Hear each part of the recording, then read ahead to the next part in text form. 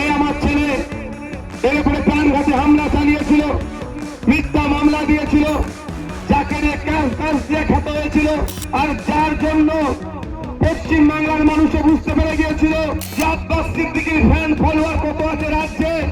তৎক্ষণিক সময়ে স্বল্প সময়ে সারা রাজ্যে যেভাবে অবরোধ তৈরি হয়েছিল, অবরুদ্ধ হয়েছিল, ঘটকপুকুর থেকে শুরু করে তেরঙ্গা থেকে শুরু করে আমডাঙ্গা থেকে শুরু করে রাজ্যের বিভিন্ন কোণাতে যেভাবে বুঝিয়ে দিয়েছিল যে আব্বাস সিদ্দিকী শুধু একজন মানুষ নয়, তিনি একজন কাজ, তার সাথে লাগলে কি হতে পারে দেখিয়ে দিয়েছিল।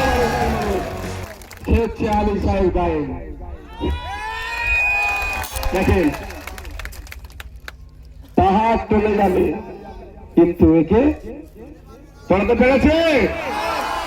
এটা হচ্ছে ভালোবাসা। আর এদের ভালোবাসার জন্য ওই নটোরিয়াস ক্রিমিনাল দলের লোকেরা অনেক অফার দিল।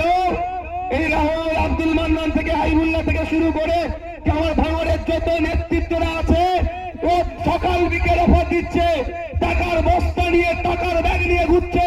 কিন্তু আলী সাহেবদের গায়েনদের মুখের দিকে চেয়ে ওরা ওইগুলোকে বর্জন করছে। যে আমরা তো এত মারটার খাইনি, এরা মারটার খাওয়ার পরেও জীবন চলে যেত, তারপরেও ভাইজানকে ছাড়েনি। আমরা তো সুখে আছি, ভাইজানের সাথে আমরা বেইমানি করতে পারবো না। ধন্যবাদ। সামনে 29শে এপ্রিল আপনাদেরকে ঐক্যবদ্ধ হতে হবে, দলবদ্ধ হতে হবে। গতবারে ভোট দিয়েছিলেন, খেতে খামারের একটা সমস্যা হয়েছিল। আমি এবারে বলে যাচ্ছি, এবারে খেতেও ফলাবো, খামারও আগলাবো। আপনাদের কাজ কি হবে মায়েরা? শুধু খেতে একটু ফলিয়ে দেবেন, চুপচাপ দিয়ে দেবেন, বাকিটা আমরা বুঝে নেব। ভাঙড়ের তাজা নেতা আছে, বুঝে নেবে কিভাবে বাকিটা সামলাতে হয়।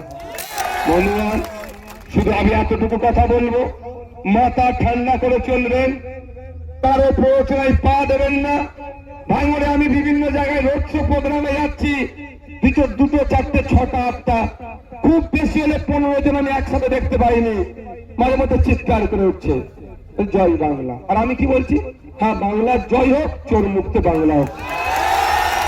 লাভ মেরে উঠছে, লাভ মেরে উঠছে। কেন? আমাকে উত্তেজিত করার জন্য।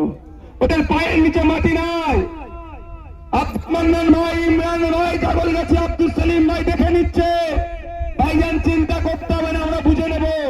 আবার আজকে লড়াকু নেতা আসলাম বাপ্পাদা থেকে শুরু করে আরো অনেকে নেতৃত্বরা যুক্ত হয়েছে। সেই আছে, এই অবস্থায় ওরা দেখছে চাপা ফেলানোর জায়গা নাই।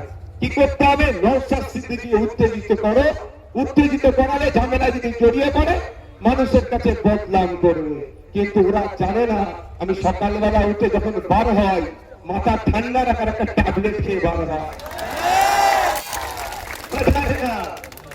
কঠিন পরিস্থিতি আমার মাথা ঠান্ডা থেকে সকালে ট্যাবলেট খেয়ে বার হয়।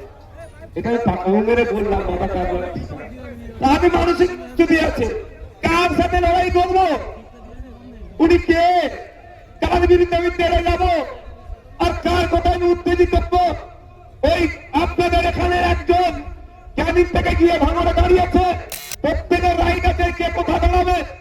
কিন্তু প্রশ্ন এখানে আমার থেকে যায়, এই ধরনের নেতা তৃণমূল কংগ্রেসে প্রায় 1000 আছে, তাহলে আমি 1000 লোকের কথার উত্তর দেব না? মমতা ব্যানার্জি কি বলছে, অভিষেক ব্যানার্জি কি বলছে, তার বিরোধিতা করবো? আপনারাই বলুন। লড়াইটা কার সাথে? আমার এই 1000 নেতার সাথে না, মাথা যে মেন মাথা তার সাথে। সুতরাং আমি এগুলো পাত্তা দিই না। আপনারা বলুন। আমাদের আরাবুল সাহেব এখানে মিটিং করছে, র্যালি করছে, প্রশাসনের একটা অংশকে দিয়ে ক্যান্সেল করাচ্ছে, আর যেগুলো একদম পারছে না সেখানেও ডিস্টার্ব করছে। ক্যানিং পূর্বার ভাঙড়ের কথা বলুন। ক্যানিং পূর্বার ভাঙড়ের দুজনের কথাই জন্যই বললাম, এখানে এবারে ফেয়ার ইলেকশন করবো। সেই পর্যাপ্ত পরিমাণে কিভাবে কি করতে হয় নির্বাচন কমিশনকে, সেই সমস্ত চিঠি চাপাতি হচ্ছে। এবার চৌঠা নিয়ে দেখবেন, ভাঙড় থেকে তো আমি 50,000 লিডে জিতবো। ক্যানিং পূর্ব আমার থেকে হলে দেখবেন একটা ভোটও বেশি জিতছে আমরা। মানুষ পেতে আছে, মানুষ রেডি আছে যে এই দুর্নীতি বস্তুর হাত থেকে বাঁচতে। যা হচ্ছে তাতেই তোলাবাজি। তোলাবাজি করতে করতে এমন জায়গায় পৌঁছে গিয়েছে, আগামী দিনে দেখবেন আপনার মেয়ের বিয়ে দেবেন, আপনার ছেলের বিয়ে দেবেন, জমকল করে করলে বলবে আগে আমাদেরকে 10,000 20,000 টাকা দিতে হবে, নাহলে এত বড় প্যান্ডেল করতে পারবেন না। এ হচ্ছে আপনাদের তোলাবাজি করতে হবে। তাই এর হাত থেকে মুক্তি পেতে চান আপনারা? চান আপনারা? কারা মুক্তি পেতে হাত তুলুন। তাহলে আগামী 29 এপ্রিল ইভিএম মেশিনে কত নম্বর 4 নম্বর বুতাম টিপে খান চিহ্নে ভোট দিয়ে আরাবুল ইসলাম সাহেবকে জেতা, ন্যায় প্রতিষ্ঠিত হবে, অন্যায়ের বিরুদ্ধে লড়াই হবে, তোলাবাজি বন্ধ হবে, কাটমানি বন্ধ হবে, সিন্ডিকেট বন্ধ হবে, হিংসা বন্ধ হবে, গণতন্ত্র প্রতিষ্ঠিত হবে। আপনার যাকে ভালো লাগবে আপনি ভোট দেবেন, যাকে যাই দলে ভালো লাগবে ঠান্ডা লাগাবেন, যার দলকে ভালো লাগবে সেই দলের নামে জয় ধ্বনি দেবেন, কেউ আপনাকে ডিস্টার্ব করবে না।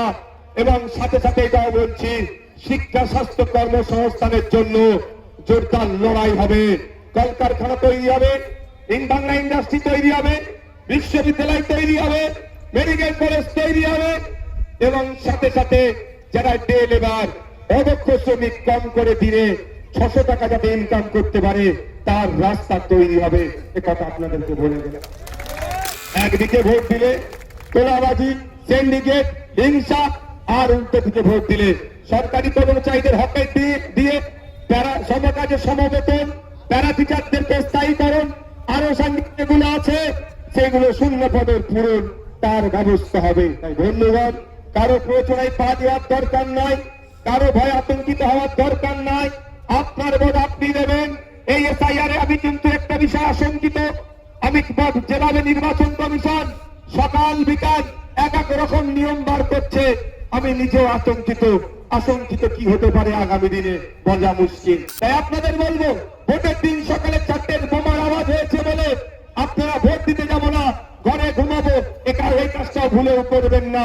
হয়তো কাজদিয়া থেকে দেখা গেল ক্যানিং পূর্ব থেকে 10,000 মানুষ ভোট দেয়নি, নির্বাচন কমিশন 4 তারিখে রেজাল্টের পরে যদি এটা ঘোষণা করে দেয় 10,000 মানুষ ভোট দেয়নি মানে এই 10,000 মানুষের কোনো অস্তিত্ব নাই, ভুল করে তাদের লিস্টে নাম উঠেছে, এই নামটা কেটে দাও, তাহলে কিন্তু বিপদ হয়ে যাবে। তাই আপনাদের বলবো, আপনার ভোট আপনি দেবেন, দলবদ্ধ হয়ে দেবেন, আপনার ভোট আপনি দেবেন, ঐক্যবদ্ধ হয়ে দেবেন। যদি আপনাকে রাস্তায় আটকায় তার জন্য আমাদের নেতৃত্বদেরকে জানাবেন, আমরা প্রশাসনকে দিয়ে আপনার ভোটটাতে সুস্থভাবে দিতে পারেন তার সম্পূর্ণ ব্যবস্থা আমরা করব।